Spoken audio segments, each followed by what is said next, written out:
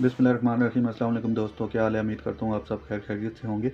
आज जिस टॉपिक पे हम बात करेंगे वो है ओलिगोस्पर्मिया, लेक ऑफ स्पर्म, या उर्दू में अगर आसान लफ्ज़ों में बयान करें तो मादा तौलीद की जो जरासीम होते हैं उसकी कमी के हवाले से हम बात करेंगे। तो आइए शुरू करते हैं। सबसे पहले तो आपको दोस्तों आपको पता होना चाहिए कि इसकी नॉर्मल रेंज क्या होती है। तो नॉर्मल रेंज वो ये जो इसकी होती है वो 15 मिलियन से 200 मिलियन पर मिलीलीटर ऑफ सीमन होती है। और अगर किसी इंसान में इससे 15 मिलियन से कम हो तो हम कह सकते हैं कि उसमें स्पर्म्स की कमी है। और इसमें एक और चीज़ होता है मोटेलिटी रेट के जो एक्टिव हैं वो कितने होने चाहिए, वो तकरीबन 40% से 75% के दरमियान होने चाहिए।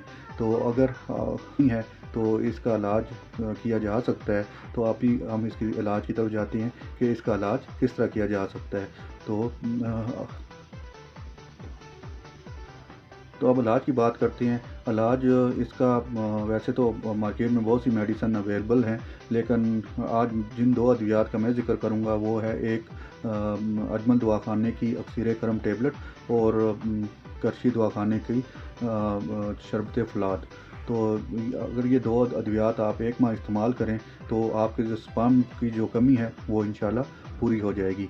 अब तरीका इस्तेमाल क्या है इनको इस्तेमाल करने का, तो ये है कि जो अक्सीर करम टेबलेट है वो आपने एक गोली रोज़ाना इस्तेमाल करनी है दूध के साथ। और जो शरबत फलाद है वो 2 चम्मच सुबह 2 शाम आपने खाने के बाद लेना है। तो इंशाल्लाह दोस्तों एक माह ये मुसलसल इस्तेमाल करने के बाद आप में स्पर्म की कमी पूरी हो जाएगी। तो दोस्तों मैं उम्मीद करता हूँ कि आपको मेरी वीडियो पसंद आई होगी।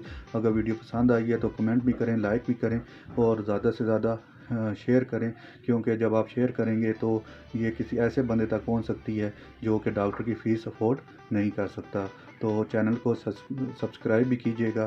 तो बहुत बहुत शुक्रिया। अगली बार नेक्स्ट वीडियो के साथ नए टॉपिक के साथ हाज़िर होऊंगा। उस वक्त तक के लिए इजाज़त दें। अल्लाह।